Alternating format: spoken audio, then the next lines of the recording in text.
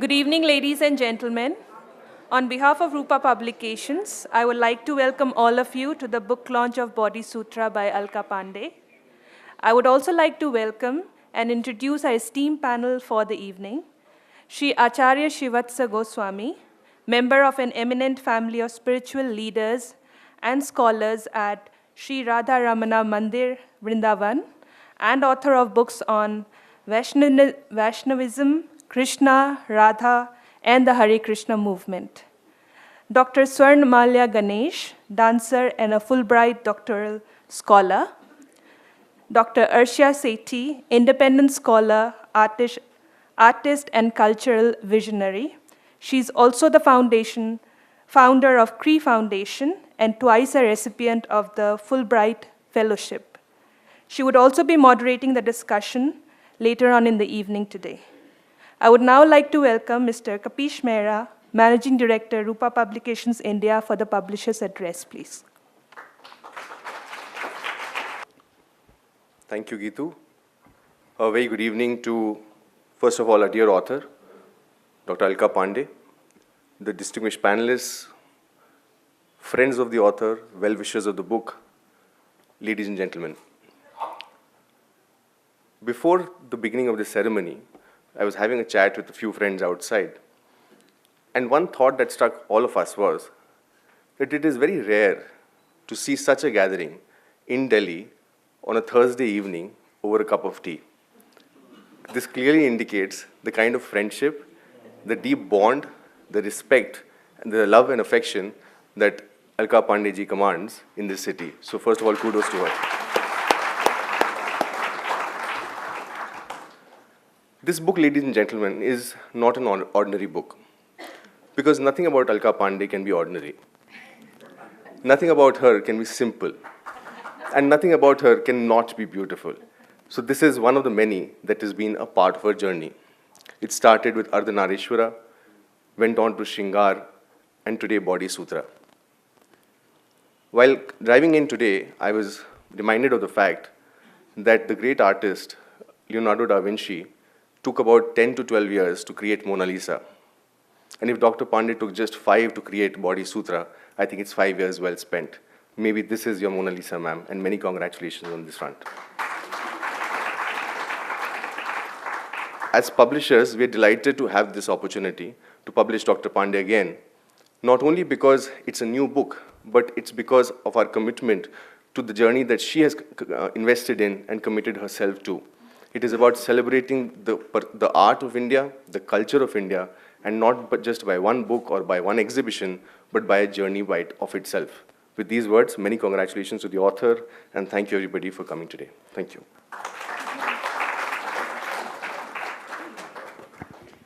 Thank you, sir. I would now like to request Dr. Alka Pande to the stage and say a few words about the book, please. Good evening, everybody, and namaskar. I'm actually overwhelmed by what my publisher said. Thank you, Kapish, for those wonderful, kind words. You've made my day, my evening, and thank you. Of course, I'm going to thank all of you again, but thank you all for being here. Today, undoubtedly, is a very, very special day. And as Kapish mentioned, it is a journey of 5 years of my life, which have been, in a way, quite devoted to this book. The journey started really maybe a little more than 5 years ago when my dear friend, Ravi Singh, came up with the idea, who's now, of course, the co-founder and publisher at Speaking Tiger, came up with the idea and said, what about celebrating the Indian body? I had already done enough Kama Sutras, and I had done a big, big exhibition in Paris on the erotic and the spiritual.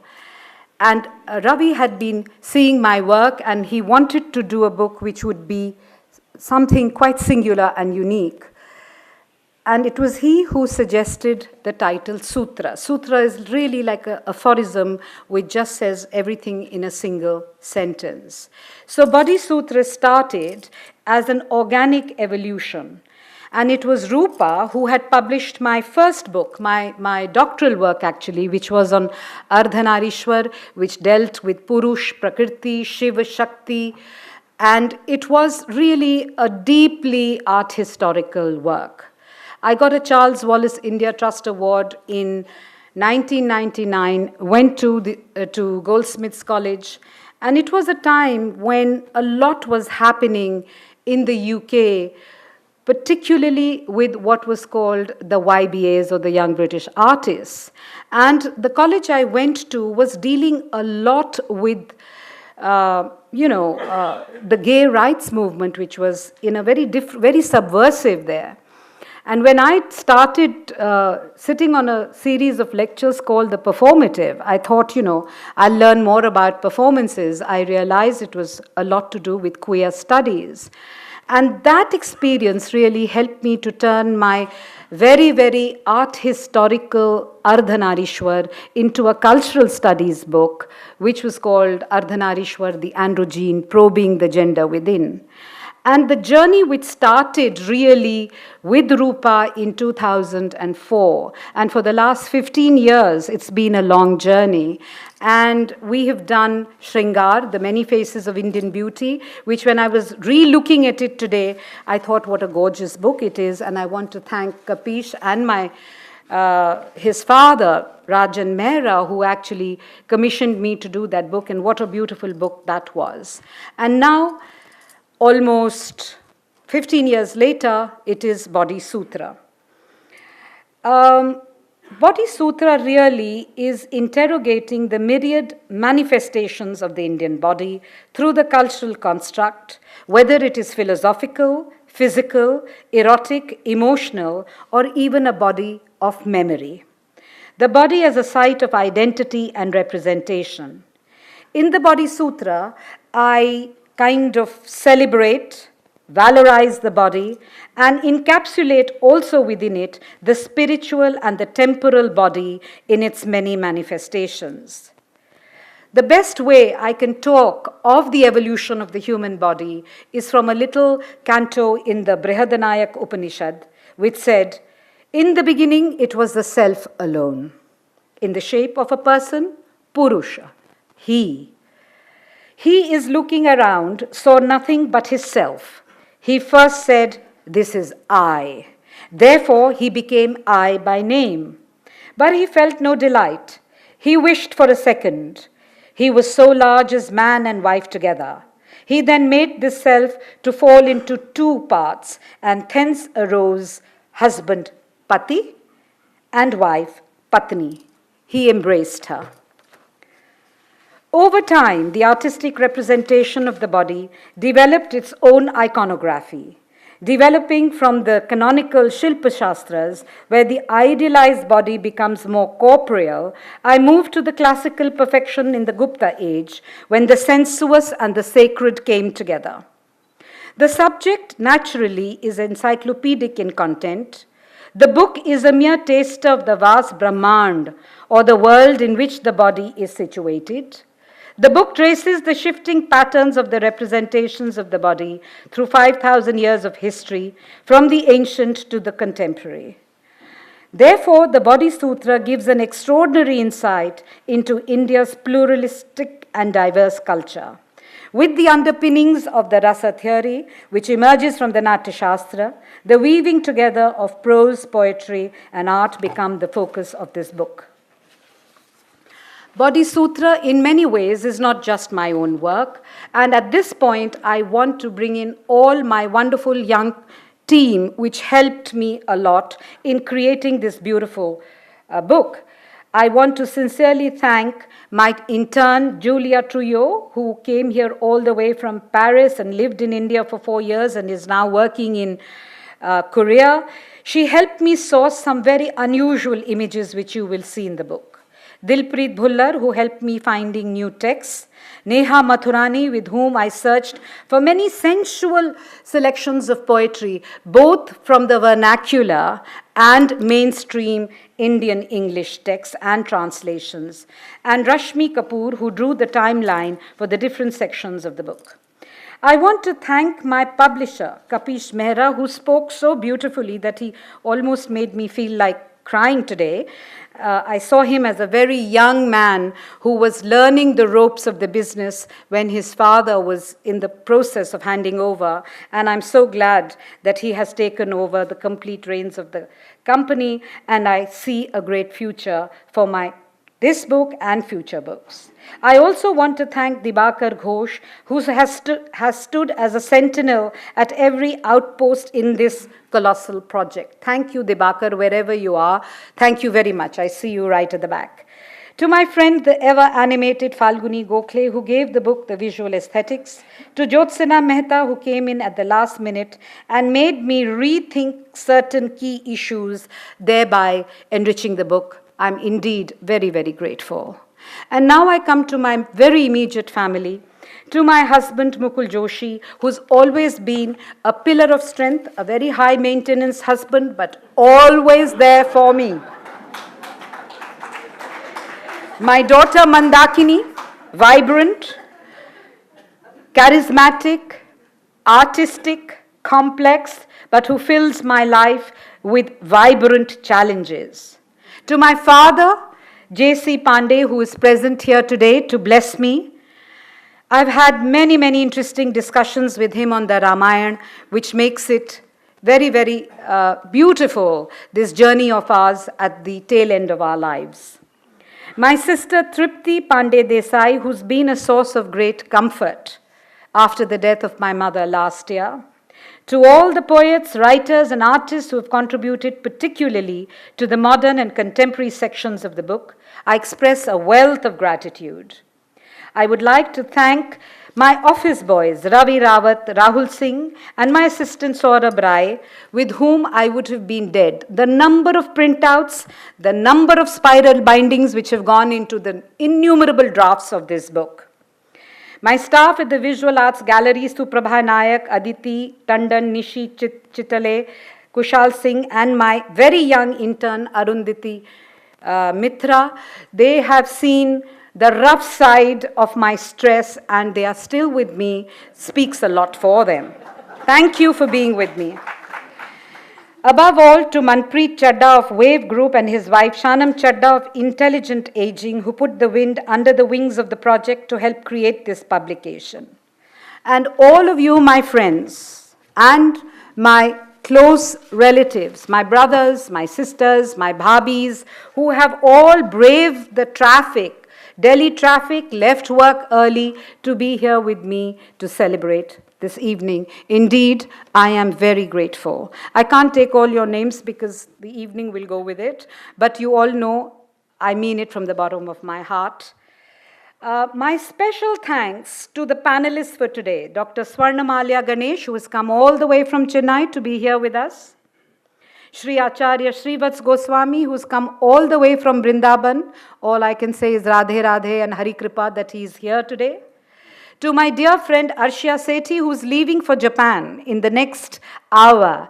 And she's here to moderate this discussion, to make it an enriching experience of learning and sharing the beauty of the body. I dedicate this book in the ever-loving memory of my mother, the late Kamla Pande, who infused into me the love for the arts and everything beautiful. Especially to my Tauji, I hope he has reached in time. He's coming all the way from Gurgaon to bless me. And I only want to end. Can I have my book which is lying there? I'm so sorry, I'm behaving like a bride's mother with the bag with all the change. But this is what happens. I just want to read one thing from the book. I want to end with this lovely excerpt, a lovely translation. Thanks to my father, I have learnt a lot about the Ramayana. And I want to talk about the beauty, to set the mood of the body, the beauty which comes through the anguish of Ram as he searches for Sita when Ravan abducts her. This is a particularly lovely translation. He talks to the Bilva tree. Where is she, the woman whose breasts are like your fruits, who is as delicate as your new shoots in her yellow silks? O palm tree, take pity on me and tell me if you have seen that beautiful woman. Rose apple tree, my beloved's complexion has the hues of your fruit. You must have seen her. Tell me where she is. Little dear, you must know where the doe-eyed Sita is. Is she with you in the forest? O best of elephants, Sita has thighs like your trunk. You must know where she is. So this is the unabashed, sensual beauty of India, which we all celebrate, and we're going to celebrate this evening, the human body. Thank you.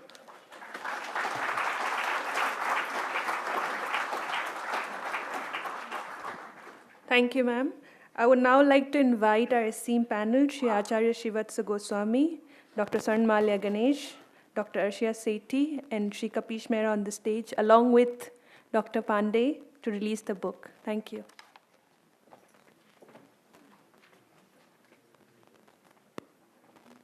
There's a copy here. I don't need one.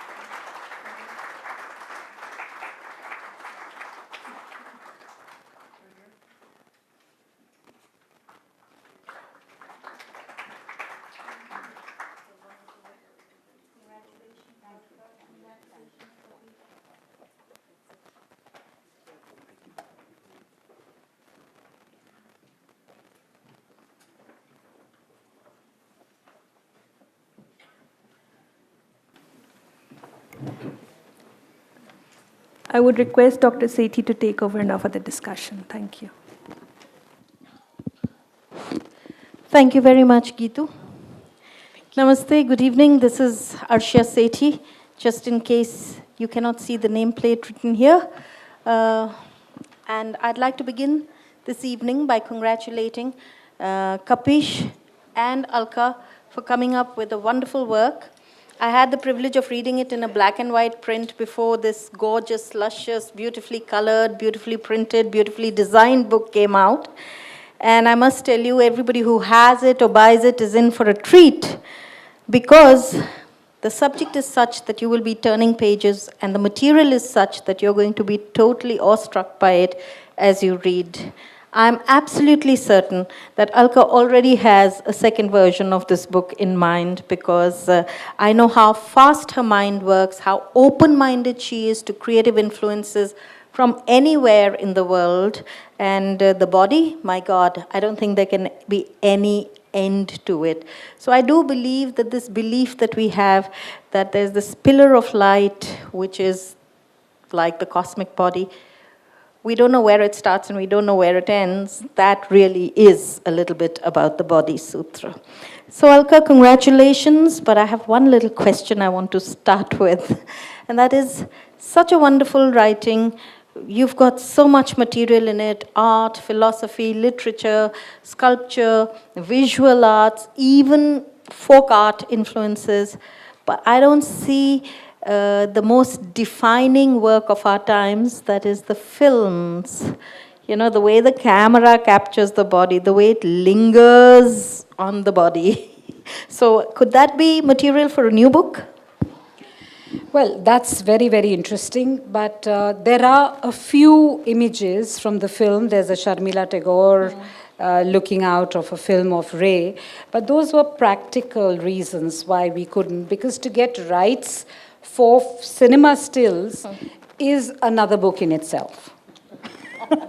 Because by the time you get rights, you would have aged a number of years, and at least a decade would go before you get the rights for the book. So that was a practical reason why I made a conscious decision not to get into the world of cinema. So I'm actually quite surprised that despite this rights issue, which is actually a very big issue worldwide now, the fact that you got these over 200 pictures already in it from different genres and different antiquities, including numismatics, there are coins, there's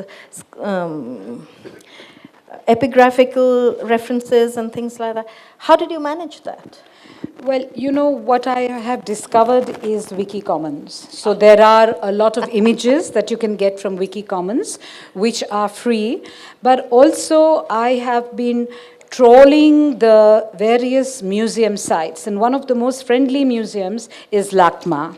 And that's why I had, Julia, who was really helping me, writing to these people constantly and getting information. You see, our traditional art, some of it we do not really, we have so much of it that we don't respect it and we desecrate it and we don't take care of it. But in spite of many people wanting their treasures back, I see some of our best treasures are kept in museums abroad. So you see the cover image, it's from LACMA, and it's a beautiful Parvati from the Chola bronze period. Of course, there are some lovely bronzes in the Madras Museum, Chennai Museum, but it was easier for me to get permission from LACMA than to get permission from the museum here.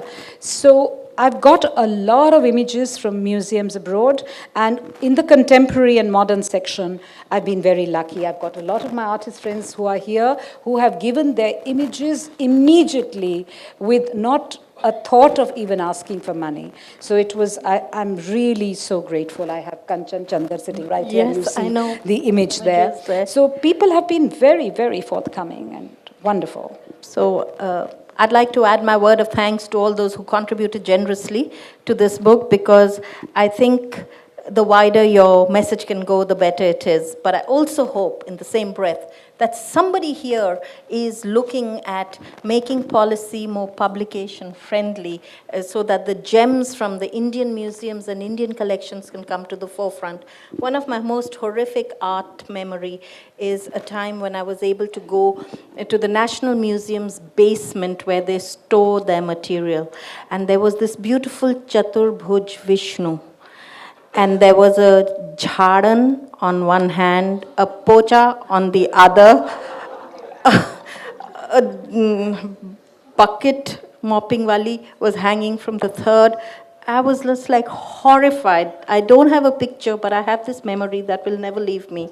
And I wish we would, as you said, take artwork seriously, so that we can enjoy a certain position in the world as far as our artwork is concerned. If I have your permission, I'd like to actually ask my next question to Srivats Goswami ji, because it is actually linked with spirituality a little bit. And broadly, in my mind, given the short time that you've given for this absolutely fascinating discussion, I thought that I would sort of aim to go to people. So, Srivatsa Goswami ji, मैं आपसे एक छोटा सा सवाल पूछना चाहती हूँ कि हमने जो डिवाइन बॉडी को रूप दिया, वो एक तरह से अपने रूप के अनुसार दिया, उससे ग्रैंडर दिया. सो कई हाथ हैं या कई सर हैं या कई कैपेसिटीज़ हैं, पर रूप तो जैसे हमको अपना दिखा था वैसे ही हमने दिया था. तो ये ऐसी क्या बात है कि हम इतनी हिमाकत कर सकते हैं कि इंसानी रूप भगवान को देते हैं? सॉरी, आप अदर वन लेना चाहते हैं? हेलो, हाँ, other one is also. Yes, absolutely. Actually क्या है कि ये इंसान की मजबूरी है कि वह कोई भी अतिमानवीय और अमानवीय भाषा, प्रतीक, रूप को समझ नहीं सकता. मनुष्य सोचता तो है कि मैं 84 लाख योनि में सर्वोपरि हूँ, किंतु उसका प्रेडिकमेंट यही है कि उसकी सीमा मानवीय है. तो अगर वो ईश्वर की भी कल्पना करेगा तो वो मानवीय रूप में ही होगी. और जब ईश्वर की यात्रा जब मानव की तरफ होती है और जब उसमें यात्रा को हम पूर्ण विराम देने चाहते हैं या सर्वोपरि शिखर पर ले जाते हैं, कहते हैं कि कृष्णस्तु भगवान स्वयं। तो यात्रा शुरू हुई मीन से, कच्छप से, नरसिंह से, वामन से, राम से। कृष्ण को ही क्यों हमने सर्वोपरि माना? कृष्णस्तु, इतना डेफिनेटिव असर्शन कैसे हुआ? और उसका कारण केवल एक ही था कि he is just a kid next block, next door kid. पर हम इन्हीं भगवान की, कृष्ण के तो खास करके श्रृंगार इतना किया जाता है जैसे हम इसको इम्प्रूव करी जा रहे हैं। और हम एक ही स्पीशीज़ हैं जो समझते हैं हम अपने आप को इम्प्रूव कर सकते हैं लिपस्टिक, मेकअप वेकअप लगा के। ये तो बहुत सिंपलिस्टिक डेफिनेशन दे रही हूँ, but the idea of shringar, human form का श्रृंगार, so that you offer your best to God, and God का श्रृंगार, यहाँ तक के कास्ट हैं, कम्युनिटीज़ हैं जो सिर्फ मेकअप करती हैं, जो सिर्फ जगन्नाथ जी का मेकअप करती हैं, या श्री कृष्ण जी का मेकअप करती हैं, या राधा जी का मेकअप करते हैं। तो ये कैसे हम लिंक करते हैं कि we do our own shringar and we dare to do God's shringar? ये जो श्रृंगार की प्रक्रिया है वो दो तरफा है। श्रृंगार को हमने लिया कहाँ से, सीखा कहाँ से? मनुष्य को हर काम सीखना पड़ता है, चलने बोलने खाने पीने से लेके। श्रृंगार तो बहुत ही सूक्ष्मता से सीखा हुआ विज्ञान है, और वह विज्ञान हमको जो जीवन की जितनी भी कलाएं हैं, सकल कलादि गुरु जिसको हम ईश्वर कहते हैं, वहाँ से ही प्रारंभ होती हैं। और वो जब हमको श्रृंगार की धारा में डालते हैं तो हम वहाँ से जो श्रेष्ठतम है, जो सर्वोच्च है, जो पूर्ण है, उसको हम अप्रॉक्सीमेट करने की चेष्टा करते हैं। हम कर नहीं सकते क्योंकि वो तो केवल ईश्वर में ही होगा, किंतु हम उसका प्रयास करेंगे और वहाँ से सीखते हैं। किंतु वो होगा हमारे ही रूपक में, हमारे ही रूप में होगा, वो और दूसरे रूप में भाएगा नहीं, हमको भाएगा नहीं। So Alka, your book previous to this was Shringar. Yes. So would you like to say a little bit about how we celebrate the body, we idealize the body further through Shringar? I think for me, the question which you said earlier about making God in the image of man is because we are very abstract in our poetry, we are very abstract in our literature. But when we come to bhakti, we become very, very physical. And if you read Sanskrit poetry, whether it's Kalidas, or, I mean, for me, he's the most profound of all Shringar poets, or Bhartrihari, you will see that the body is really talked about. As in the Ramayana, you are talking of the body of Sita, which is trunks like an elephant, eyes like the doe. So you see, we start imagining all that, and it becomes very imperative for us to give a physical manifestation. In ancient, early pre-modern period, you have the itiphalic representation of Shiva. See? So you have the Brahmand in the ling, which is a sign. But over a period of time, the body starts taking shape and the body starts changing. Pre-modern India had a little heavy body. You come to the classical perfection of the Gupta period. Then you come to the most erotic body in the Bhakti period, from say about the 14th century to almost the 17th century. And then you come to the modern body, which I would, in fact, Rashmi, could you just run my, those 20 images that I've taken? I'll just show you a quick, can you just run those? So I'm just going to show you how I've traced the evolution of the body in just 22 slides. So this is the earliest manifestation, a sign, the Shivling, which is the Brahmand, the whole world. And through that, it is said, Shiva, when you are worshipping the phallus, it is the sign of Shiva. And Shiva becomes Satyam, Shivam, Sundaram. That what is truth is beautiful, and that is Shiva. So you see the most beautiful manifestations of this body. Then you begin with the Yakshis. You begin with the feminine body. If you look at this, and then you look at the Venus of Willendorf, which is found in Central Europe, you see a similar kind of a very fertile body, geometrical body, but it doesn't have the human, the kind of physique which we think of, a 36, 24, 36 kind of a thing. It's got large childbearing hips, it's got a great headgear. And then you see the Bhuteshwar Yakshis. These are the Yakshis from the Mathura period. They are all tree figures because in Indian art and Indian thought, nature was very, very important. And that is why Kumaraswamy wrote the book of Transformation of Nature into Art. Everything was derived from nature, whether it is the brows, whether it is the lips, or which are as deep as pomegranate seeds. You'll see everything coming from nature. So you see this. Then we come to Ajanta. Most beautiful. It is the body which is not clothed. They look almost nude. But there is no commodification. There is no gaze which is looking at the female body with a kind of, whether it's a male gaze, there is none of that. It is a deeply spiritual body. And these are the Jatak stories. I think my friend Binoy Behel is here. He's done a lot of wonderful images of the cave paintings of Ajanta and taken gorgeous images, and will be, when we have a discussion, we can talk about that. But here is Ajanta, the body which is developing. This is post-Gupta period. So you start seeing a classical formation of the body. Now, I can't really. This is Ambika. This is a Jain image, the goddess Ambika. Now you start seeing the goddess with her large breasts. If you also read the Saundarya Lahiri, you will see the same kind of bhakti. In bhakti, you are talking of the Devi's body. And the Devi's body is described in very, very open terms, her large pendulous breasts, etc. And here you see the Ambika, the goddess, where she's unclothed on top. And it is not as if it is, what Kenneth Clark talks of the naked and the nude.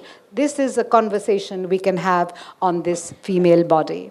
Now, here we see the emergence of the male body, the body of Lord Vishnu. What you will see in Indian art in particular, right up till, say, the modern period, most of the male bodies you see are very feminized bodies. They do not have much musculature. It will come a little bit in Gandhara art because of the Greco-Roman influence. But if you look at the Chola males, if you look at medieval India, if you look at Vishnu, you look at all the numerous manifestations, even Shiva, who is supposed to be the epitome of male fertility, they are all very, very feminized, hairless bodies. So there's a different kind of aesthetics, a beauty of the male body. But I'll come to the female body, but I want to just show you the Mukhalingam, which is again a sign of Shiva. This is the upper portion, because this is the portion where they say is where Shiva resides. And on the face of it, you see the different mukhas. That is why it's called the Mukhalingams. And if you see the different Mukhalingams, they are representative of the region in which they are made. In Odisha, you will see slightly circular faces. You come to Tamil Nadu, the faces become a little more elongated. Central India, the features are different. So the provenance and the space and the place where they are sculpted is reflected in the images. Yeah. Now this, of course, is the cover image of Parvati, a beautiful Parvati. This is from the Chola period. And if you see here, the woman in Indian art is always shown very lush, very fecund, because she is the site of Prakriti. She is the giver of everything, of creativity, and even the gods prostrate to the Adi Shakti. And Ardha, this is the name of the various figures associated with nature and environment. Raka, All these are various names, the Saptamatrikas, the Dasha Mahavidyas, all of them. The woman's body is celebrated in a different way. This is a Vishnu. Again, you will see feminized body, beautiful body. It is very, very smooth. Now I'm coming to the medieval period. I'm coming to the Mughal period. This is Jahangir. You suddenly start seeing Darbar art. You start seeing fuller bodies. Slightly more decadent bodies, because the Mughals used to love food, they used to love their wine, and you start seeing, a stomach kind of, a rotund stomach coming in, double chin emerging, their clothes become different, and a lushness starts appearing now. This is a beautiful Naika from Bundi in Rajasthan, where the most beautiful Ragamalas and the Nayak Naikas you will see there. And you coming now to the modern body, this is Raja Ravi Varma, where you see a representation of the women he saw and he painted as they were. So what you see is a physical likeness which comes in, less of the kalpana, which was so much part of Indian aesthetics. Kalpana, imagination plays a very, very important role. With modernity and the coming in of studio images, studio art, a realism comes in. Then I come to the more indigenous body, Jamini Roy. He brings it from the local art, the pattas of Bengal pattas, and you see a very, very stylized body, though it is modernity, but there is a huge stylization because it is coming from the indigenous art of Bengal, which are the Patachitras. This is, of course, one of my favorite painters, Amrita Shergill, who brings in the outside gaze because she came in from the West. She studied for a year at the Beaux-Arts. She comes in and brings in a European sensibility of Gauguin, a lurking sadness, a lurking melancholy. This is how she viewed the people when she came to India. She traveled to Elephanta, she went to the south, and she said, the world belongs, India belongs to me now. And she took ownership of India. This is an image, a beautiful image of a modern painter called Ara painting the nude. And you will see a huge Western influence starts coming into modern Indian representation of the body. Souza from Goa, this whole complexity of religion. He was battling with his Hindu identity and his later Christian identity. He went also to the Beaux-Arts. If you start seeing, there is a very, very strong Western influence coming in, very, very different to the representations of the Indian bodies that you've seen in Indian sculpture and painting. This is Jyoti Bhatt. You are looking at modernism, where the body now starts getting fragmented. It's not the idealized body where, the Shadanga was there. There was the head, 2 arms, the torso, and 2 legs. So the 6 elements of the human body, the Shadanga, is not present so much. The body is being fractured. Modern elements of individuation is coming. This is Arpita Singh. Her exhibition is going on at the Kiran Nadar Museum. So you will see that, a beginning of feminist voices, because you see, there were a lot of women painters even in the Mughal period, but they were never seen, they were never heard. There was never even a signature by any of them. But now, in modern and contemporary India, you start seeing a kind of, valorization of the feminine spirit, which is very much there in our ideology and religion. I couldn't resist putting 2 very interesting images together of the Kali. And this is why I feel wonderful about being an Indian, because this is the only country in the world where pluralism and cultural diversity exists. This is a living culture. This is a Gond artist on the left with a Kali with a tongue poking right out. If you see the body, it has not got the usual classical formulations at all. It is, in fact, not very pleasing to look at. And on the right, you have Tayyab Mehta, one of our most expensive artists. His works are selling for 26 crores, 28 crores, and that is the Kali that he painted. Tayyab Mehta actually broke the canvas and start, if you see there's a fracture in there. And he also used the color blue for the Kali, which is almost a blue-black, and the tongue poking out. Two horrific images, and I think of Umberto Eco's aesthetics of the ugly coming in here. They're so horrific, because what does art do to you? Art has to move you, whether it brings ananda or it brings bibhasta. So these are two images which evoke a strong response in you, and this is the living culture of India, where tradition and modernity exist side by side. This is Kanchan Chandar's work, where she is using everyday images. In fact, we can ask her later to explain the work herself, where she's using these images which are like intrusions on a female body.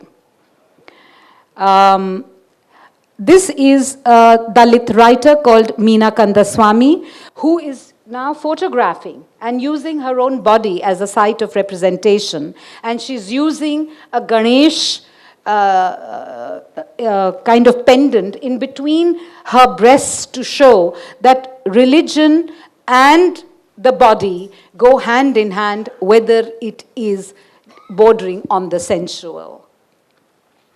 This is another body. This is a photographer called Hosmone, who's from Bangalore, Niranjan, just to show that how women are now using their bodies as their own points of control. She's tattooing her body with the shivling. Of course, tattooing is very much part of our what you call indigenous societies, but she's a modern young woman, and she's tattooing a religious motif, an emblem of Shiva on her back, and is proudly showing it through her blouse, through a traditional Indian dress.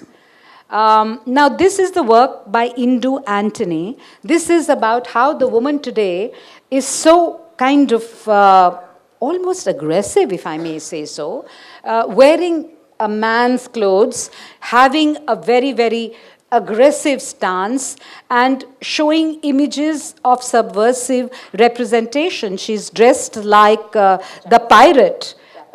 What is the... Jack Sparrow. No, Jack Sparrow, but the actor? Johnny Depp. She's dressed like Johnny Depp right here, and has taken on the identity. Indu Antony becomes a Johnny Depp, and nobody can say anything to her. And I'm ending with this very interesting image, because you know, my Ardhanarishwar, when I did, I also went into the whole realm of the transgendered, the transsexuals, and the festival of Aravan. And my friend Anita Khemka is here, whose image was on the cover of my book, where men dress as women, and they are women trapped in men's bodies. And this is a beautiful image taken by Chinar Shah. Here is a man with hair on his chest, but he has boobs, and he's wearing lipstick, and he's adorning himself and getting ready to become a woman. So this is a very, very interesting whole kind of journey from the Shivaling to a woman trapped in a man's body, how the human body is represented through the years, through centuries, and yet it is being celebrated and valorized. Wow, I think that deserves a round of applause. Thank you. Alka has stirred so many points from which this discussion can fly off in 100 and 360 directions, like 360 degrees. But I'd just say that one thing, and that is, as you went from, covering all these thousands of years from ancient to the modern, I really see no fracture. I see no fracture because individual agency and autonomy has been part of our the way we look at art, the way we look at proportions, as the Shilp Shastras say, were to not a measurement of 6 inches, 1 meter, or anything like that, that it was proportionate to your human body, So you created proportionate to your human body. Even the descriptions were not large eyes or ultra large eyes. They were eyes like lotuses, eyes like deers. So you could immediately, it was like a code that could make you produce the idealized body. And yet in this environment, we have bodies, the human body alone, which is not always the human body. It may have part animal in it, it may have many animals in it, it may have abstractions in it, it may not even be there as in those Jain images, which are by the outlines. It may be an aging body, which becomes very relevant. When I saw intelligent aging written here, I wondered whether this was going to be the central question we are going to deal with. We have aging bodies, we have deformed bodies, we have the famous body which is neither man nor woman. So I really see no break, it's continuity. Even when I walked in, by the way, I thought you were representing body in here, because the sari, by the way, is a body. It has angs in it. We don't think about it, but the border is that much and not that much, because it's supposed to conform to the human body. It has the decorative part which will always come to the front. The pot that you're showing are symbolic images of the body. So we are really quite an amazing civilization that has looked at the body in so many ways. So I like to ask you the question, what then is the idealized body? Wow. You put me into a spot. I think the idealized body for each one of us comes from our own experiences. After we've seen the whole lot, it's like your personal aesthetics. So I would not like to say for me, it is the Gupta classicism which is great.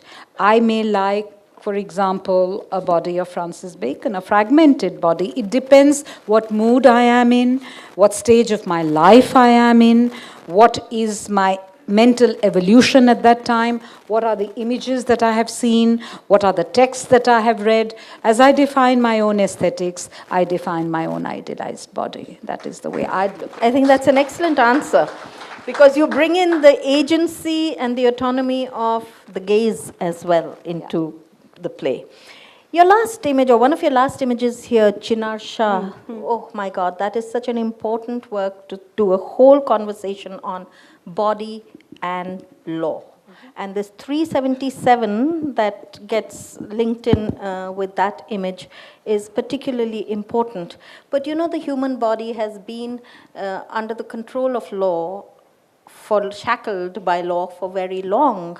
And Swarnamalya here can talk about a human body that was shackled by law and eventually destroyed by law. And much of her work today is in the recreation of the art of the traditional woman dancer, the Devadasi, who performed a earlier version or a subaltern version of Bharatanatyam. That's how it's described, Sadr.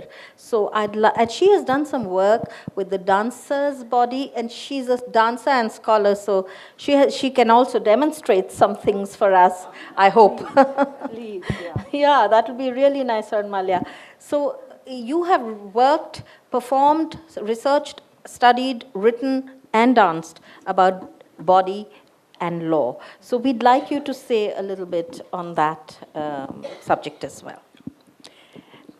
Thank you, Arshiya ji. It's indeed a pleasure to be here amidst all of you, such luminaries, and especially for this occasion, because Alka ji's book, Body Sutra, feels like it's speaking directly to performance, because the primary engagement of performance itself is the body.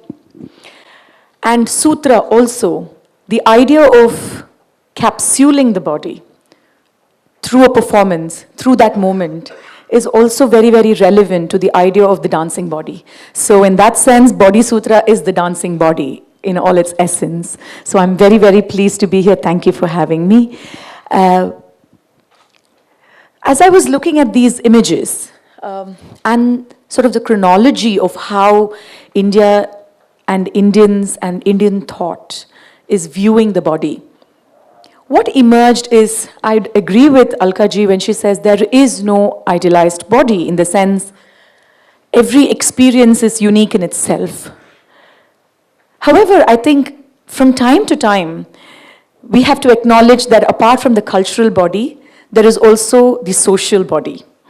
And to me, As a practitioner of dance, initially for many, many years, I was engaged with the cultural body alone because the art per se introduces you to viewing of the body as an experience, becoming so aware of the body to a point where you learn to forget it. So the body becomes conscious and then you lose sight of the body as a practitioner.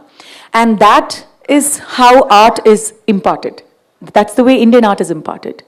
But somewhere along the line, I realized that this losing of my conscious body was also embedded on losing of several denied bodies.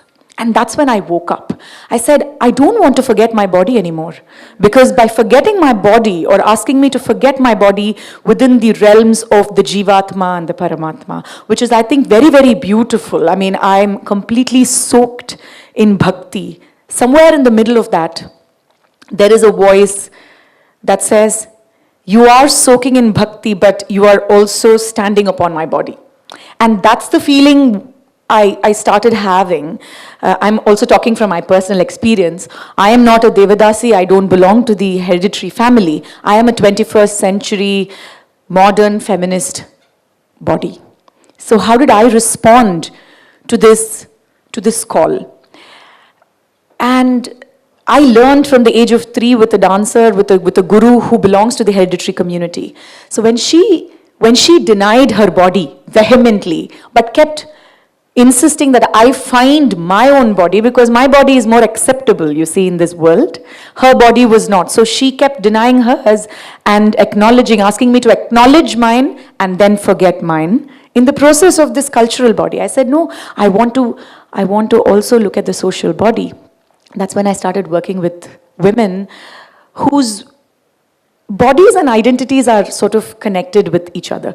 In this chronology, we realized that, there were the wide hips and the bare chest. But as time went, we started seeing, especially in the Mughal paintings, and later on, if you look at in Tamil Nadu, we have the Nayak paintings, the heightened sense of clothing as a sense of heightening the sensuality of the body, actually. But in that, there was also a great denial of the presence of the body. You see, I can just think of this example of a salla. A salla is a traditional costume. The term salla is in itself Persian, but this was used by the Devadasis, particularly of Tamil Nadu. And the salla is a 10-yard drape of a sari that's worn tightly around the body to dance. And every Devadasi would wear it. And my guru, I remember, told me once that after tying about 8-9 yards of the sari, the last 1 yard would be left loose, and it was the job or the ritual of the Nattavanar to come and help the dancer tighten it around her waist. He would tighten it so much, and then he would add, we use these coir thread, like a very thick canvas, really, for wiring coir mats, and he would use that to stiffen her body, in the center, almost like a Victorian corset, right? And she would wear that, and then the rest of the sari, the last half of the pallu would flow, the salla would flow in the front. So to look at the salla itself is beautiful because it's flowing and it's moving and it allows the dancer this physical agency. However, she's gripped at the hip.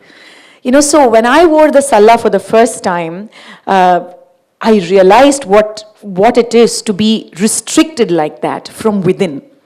I'm often reminded of the water lilies as a poem because, you look at how, and the image itself, where there is all of this happening, action around, underneath, but on the surface, it's all about the beauty. So this ideal body within the dance world is also the romanticized body. The romantic body, it's not the romantic body as in Radha and Krishna or Shiva and Parvati alone. It is not the Sukshma Sharira it is not that. It is also the romanticized body of the dancer and how the male gaze or the gaze, I don't even want to call it the male gaze because much of the male gaze was also the female gaze. So the gaze itself gave the body this agency and this restriction. So in many ways, to me, the dancer's body is a site of both resistance and assertion. If you look at the story of Madhavi of Silappadigaram, who was a courtesan from the 4th century, 5th century. Now she, when Kovalan, her husband, dies, and she's expected to take on another paramour, she refuses. This moment in her life, she refuses to do that, and she actually becomes a Buddhist monk. And the first thing she does is chop her head off. She shaves her head off, and she does that. She shaves the head of her 13-year-old daughter Manimegalai, and they become ascetics. Now, this in so many ways is sort of this subversion of this identity that the world was giving her body, right? So by denying that, she did that. But there are so many other women later on. Not everybody can shave their hair off and become an ascetic. And I kept wondering if there is this value judgment one has to place between a Madhavi, because that's how the narrative goes. When you're looking at the law, closer to the time of the law, people kept saying, Madhavi was the courtesan, quintessential courtesan, and she was so pure that she would give up her life of pleasure and become an ascetic. But here are these women who are debauched. So I kept wondering if there is a counter argument to that. And that is that these women had agency within their performance itself. And which is why I think I would take you up on the offer to maybe showcase a padam. Please, do that, please. Because I think, if you look at, most of the padams were written by men. Kshetraya, Sarangapani, all of them were great padakartas, poets who were all men. Bharata was a man. Every author, if you look at every treatise, they're all men. And they were deeply engaging with the female psyche and the female body. So is it always the male gaze? I don't think so, because there may be a male gaze, all right, but then when she takes it on her body, she transforms it, she makes it her agency.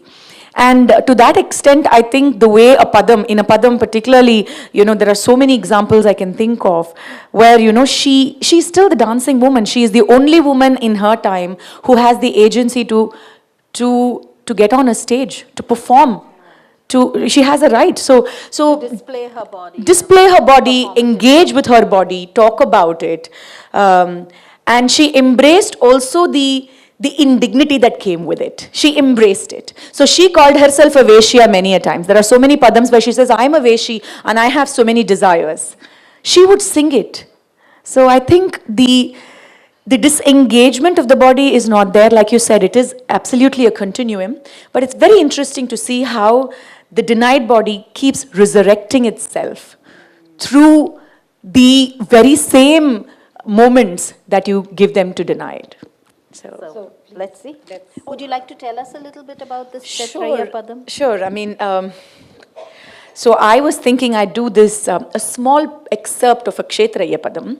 Kshetraya was a 17th century poet, and he was prolific because he was, like I said, he was really getting into the psyche of women and naikas, and almost all of his padams were based on the heroine and her engagement with man. And here again, I must say, Krishna and Muva Gopala is the hero, but it is looking at the pleasures of the body. And by looking at the pleasures of the body, she is resisting this whole idea that her body should be shamed. For example, she says, I'm in love with Krishna, I miss him, but do not talk ill of him. This friend is coming to her and she's saying certain things. Maybe she's saying he's with another woman. She says, no, I don't want to listen to that. And then she goes on to not glorify him, but she says, I am imagining that moment when we made love, when he caressed me, when he pinched my cheeks, when he held my breasts in his hand. I am thinking of that moment where we were in a tight embrace and we were lip-locked and I was unsatiated. That's what she says. She says, I was unsatiated.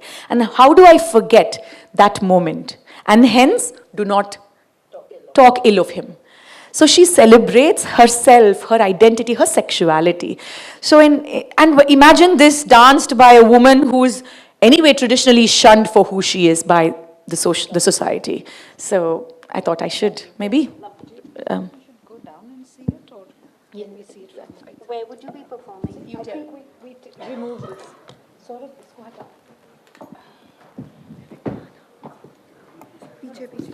So actually, it's very interesting how you are referring to, how she talks freely about her body, because today we do not see that India. We do not see that mindset. In fact, we see the fecund birthing image of Lajja Gauri in the Kamakhya temple, covered up in a little red skirt. So that was a very important image on the edifice of the Kamakhya temple. So when I visited it the last time, I went looking for it, like you go looking for your favorite tree and things like that. And I couldn't find it, but there was this peculiar looking skirted feature. So I lifted the skirt and I said, oh my God, this is her. So we've changed. I don't know for the better or worse, but we seem to be not the same kind of people in our thinking.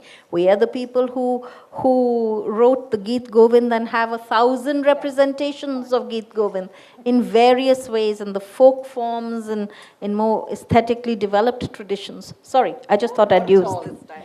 I just want to quickly add that here the idea of the body is also the composition itself. It's a beautiful piece of poetry with phenomenal music in a ragam called Gauli Pantu. I think if you listen to that carefully, there is also another ethereal body that's building up simultaneously as you're looking at the physicality of the form. So the music really builds into this idea of desire and sexuality.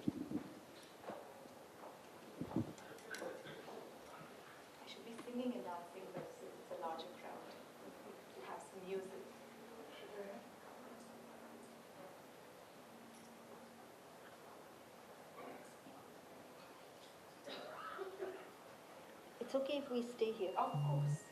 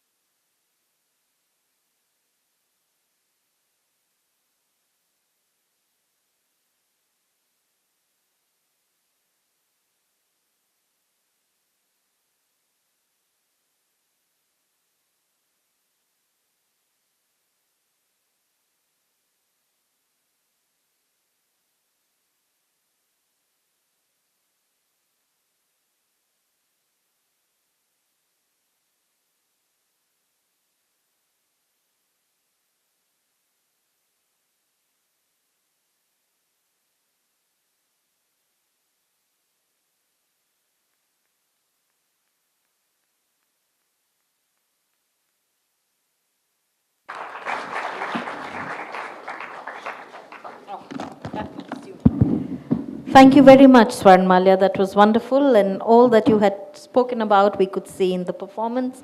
Thank you. Probably if we saw the performance just by itself, we wouldn't have been drawn to so many ideas of the body that you discussed.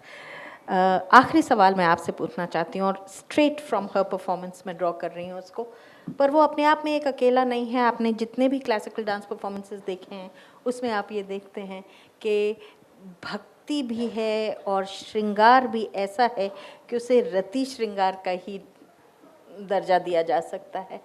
कैसे ये दोनों बातें हम मिला सकते हैं in the human body with the descriptions being detailed and physical, erotic and sensual, we are still thinking bhakti.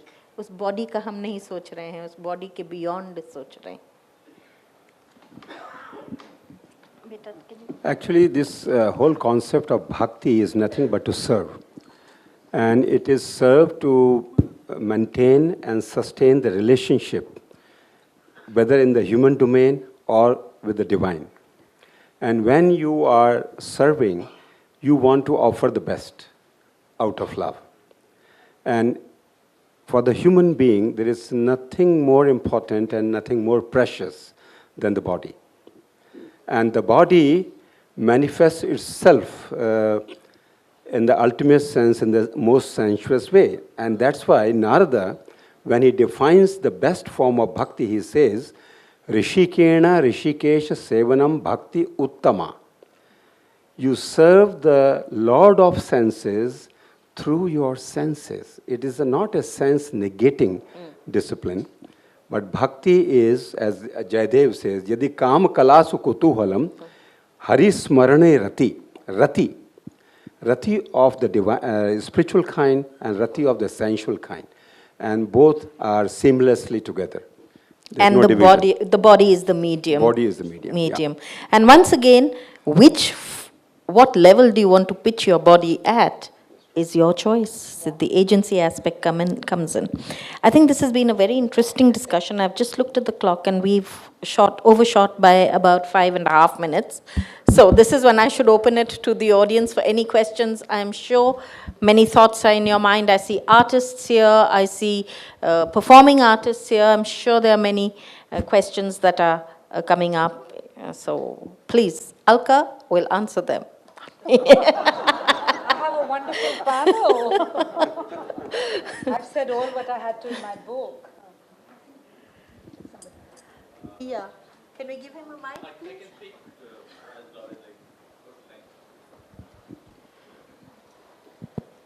Congratulations, Alka. First of all, I've not read it, but from the pictures I can see it's a wonderful book.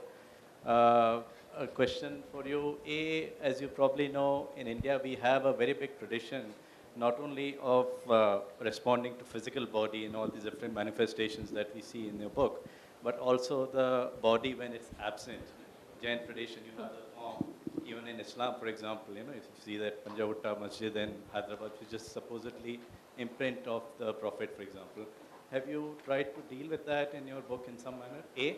Second thing, in India, we also have, outside you have the politics of body, which is all this gender issues and all of that. In India, we also have the opposite, which is, body as politics, Bharat Mata, this whole notion, which is seen as a very rigid, right-wing, blah, blah, blah. Have you tried to get into that as well in this book? Thank you. That's a very interesting question, Vijay. In fact, Arshiya, me and Swarnamalya were talking about it yesterday. I will answer part of your question, but I would like Srivats ji to answer the notion of the absent body within the spiritual discourse and also the representative discourse. Having said that, there is the concept of anang, which I'm not going to get into at the moment.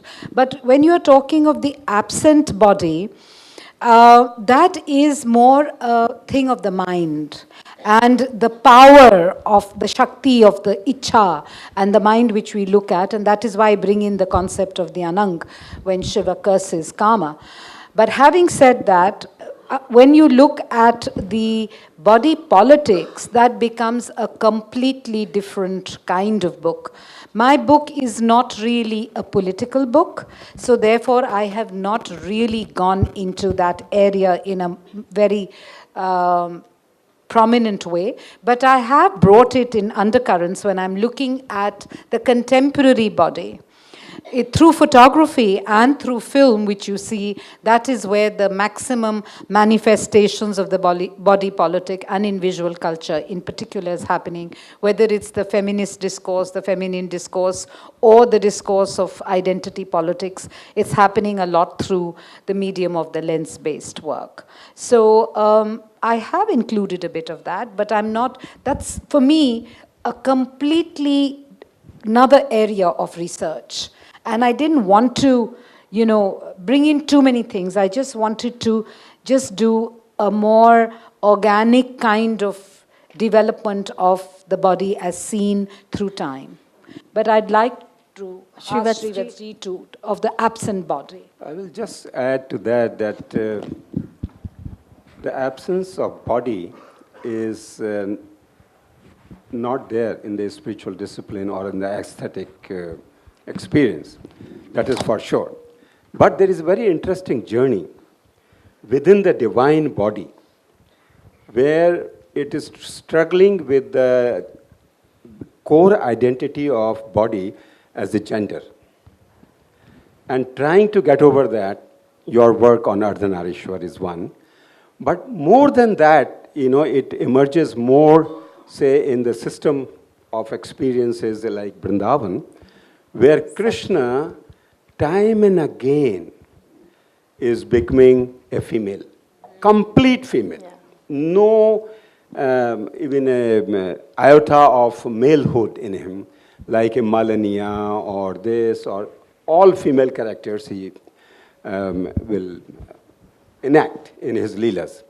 But further it goes, that he still remains the male. So the duality, the politics of duality of gender still remains, and the struggle remains. So there is a merger. There are temples in Vrindavan called the Krishna Kali temples. In one image, but still it is very close to Ardhanarishwara.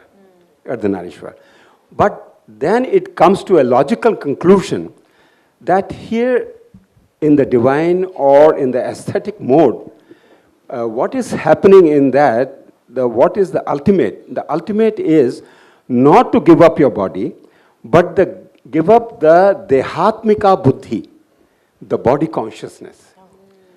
And that's where, it comes to the level of Chaitanya.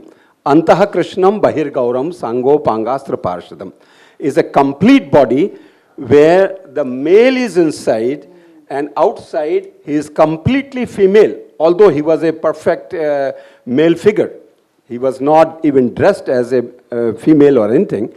So that bhav deha is very, very crucial for this kind of thing. And another footnote on that, on the political side of body, that this whole human social body is nothing but the manifestation of the divine body.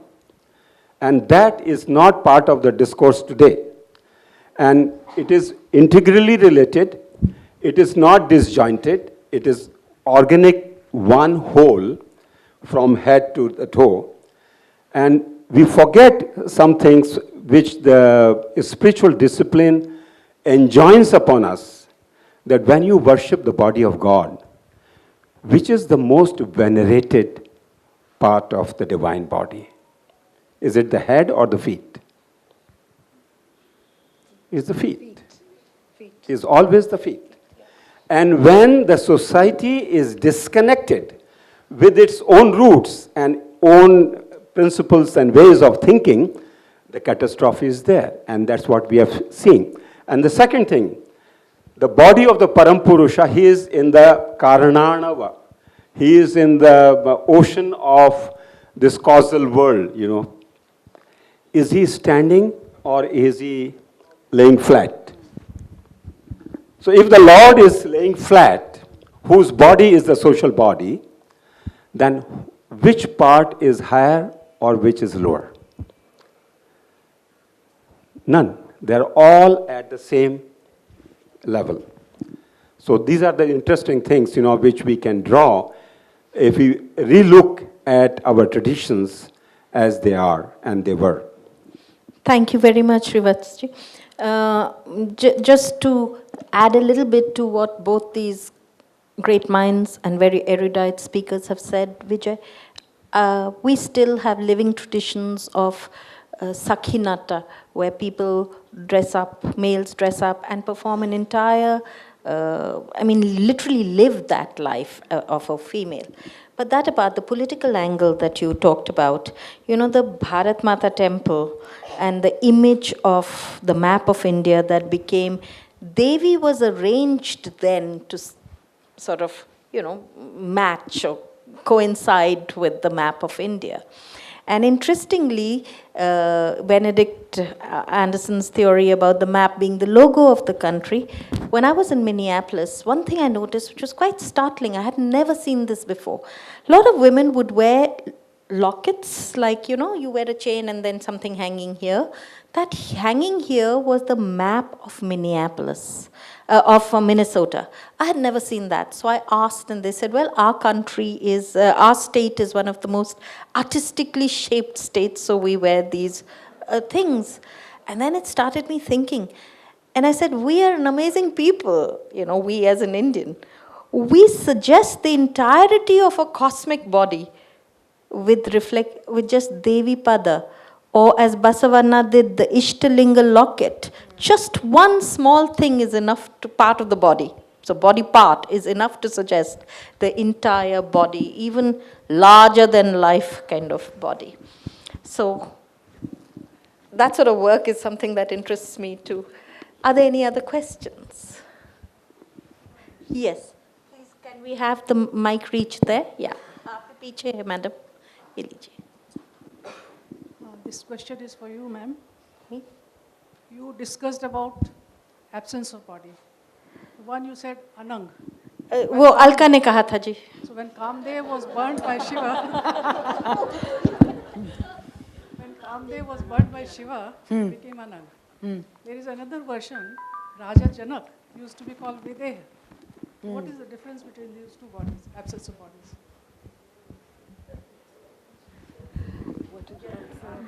The question is that what is the? Kamdev was Anang. Anang, and he is Videhi. Raja Janak used to be called Videha. Videha means nobody. Ved. So what is the difference? Between Anang and Videhi. ये आपसे पूछा जा रहा है. मैं सोच रही हूँ. I'm trying to think. I'm trying to process the information. I think, again, it goes back to this two ways of thinking at body. The Upanishads start with, they use the word Atma for body. The very firing statement of Brihadaranyaka Upanishad, the first sentence, says, the body of the horse is Atma. So, starting from that, that is Dehatmika Buddhi, our focus on the physical body as the self.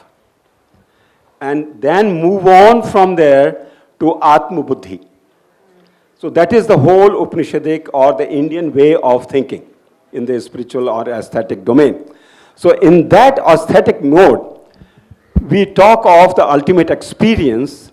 The Upanishads again say, Priyaya Priyaiva Samparishoktaha. What is that final moment of coming together of the two bodies? As the two lovers are in a consummative embrace. There, the two bodies are there, but they are completely videha.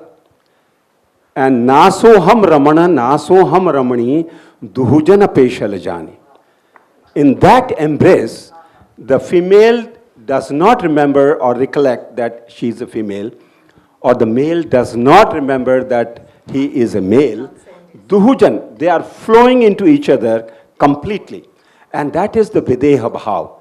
So Janak is in the body, but his focus, and the same thing is in the Kathopanishad, the Sharira Sukta.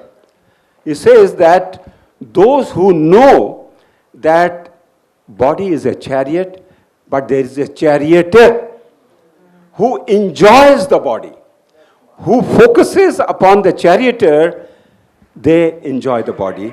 Those who just get stuck with the chair, yet they are in suffering.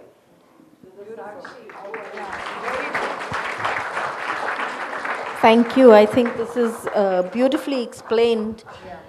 We are running out of time, so unless there is a pressing question, we may want to wind up now. Otherwise, one thing is that I'll miss my flight. Hanji, please pass the mic. There are two people. Ha. So is it that we understand that the body is to be shared? That's what with the, yes. Yeah, is body meant to be shared? Does that? Actually, that is the whole discipline of aesthetics. Number one, there's a whole discipline of social and ethical and morality and spirituality and religion. So it depends, where you stand. But first of all, the body has to be shared by you yourself. Unless you share and celebrate and enjoy your own body, the journey does not begin. And then you start sharing it, and ultimately the human body is shared with the divine body, ultimately.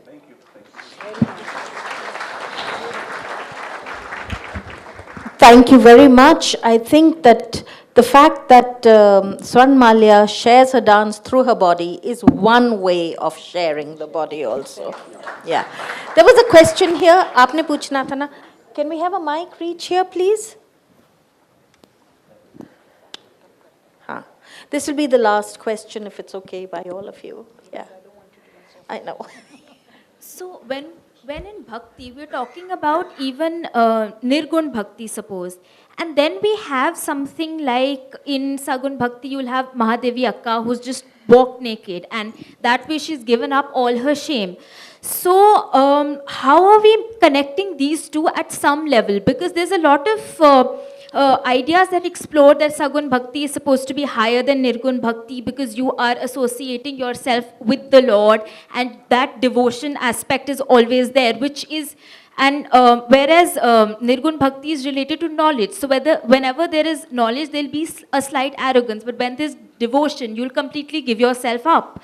So how are these two parallels met in terms of the body and relationship to God? I think if we take Saguna Bhakti and Nirguna Bhakti as South, the co-wives, the problem is there. They are twins.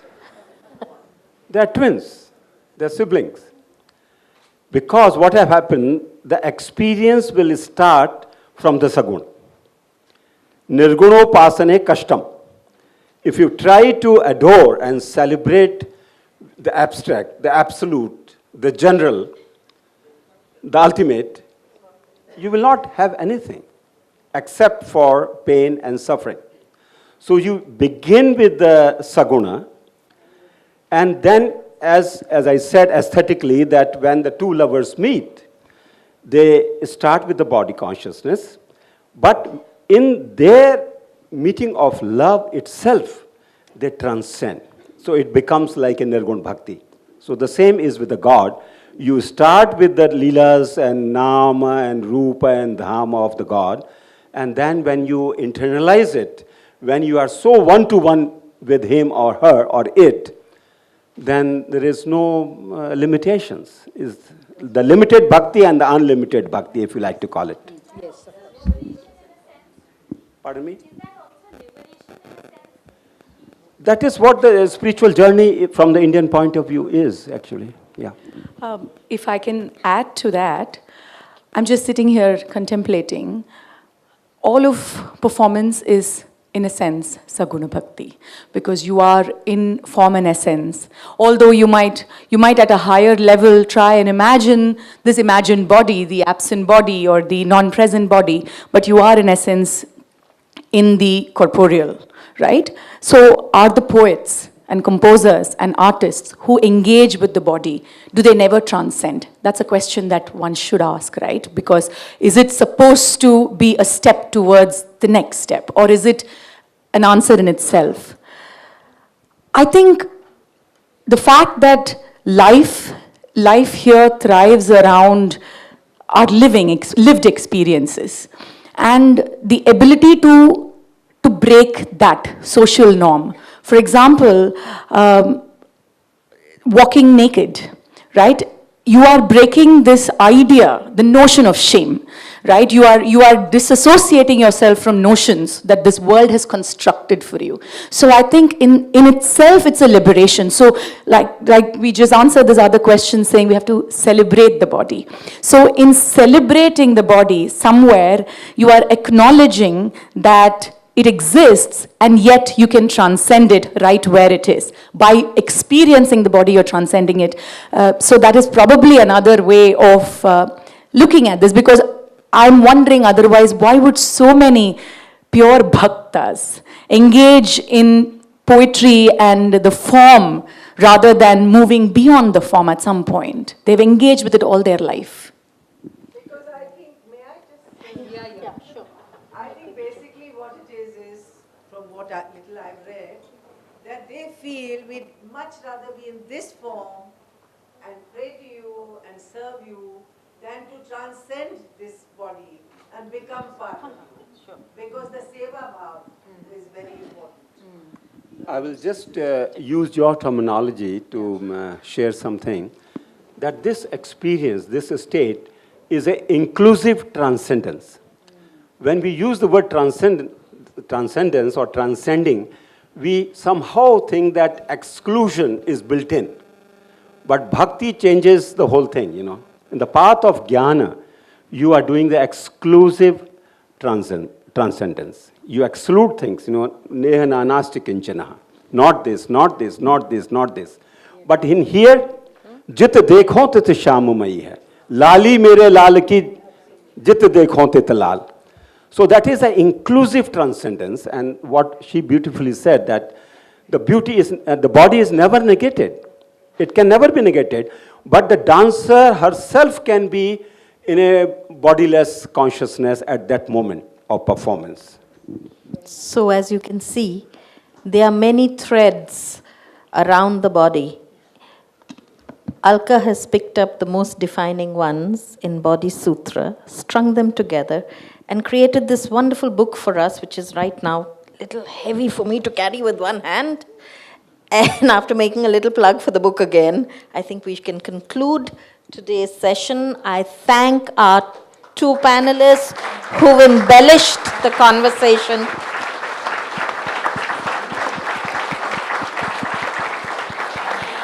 And thank Alka for putting together this labor of love spread over 5 years. You know, I want to ask one last question. How do you know it's 5 years? Do you know it's been in your head forever? Forever you've been thinking about the body. I always marvel when people say 5 years. How do they know? I mean, everything's muddled up in my head all the time for years and years, and only after some 30 years, it starts making sense. So you've had it much longer. Thank you for carrying it with you in your head, and thank you for disentangling all the threads and creating Body Sutra for us. Thanks a lot. Thank you, and bringing an end to the wonderful evening, on behalf of Rupa Publications and Dr. Alka Pande, I would like to thank Shri Acharya Srivats Goswami, Dr. Swarnamalya Ganesh, and Dr. Arshiya Sethi for agreeing and being a part of the launch today. I would also like to thank all of you for lending your support to the book and being here today. Thank you so much, and have a wonderful evening ahead.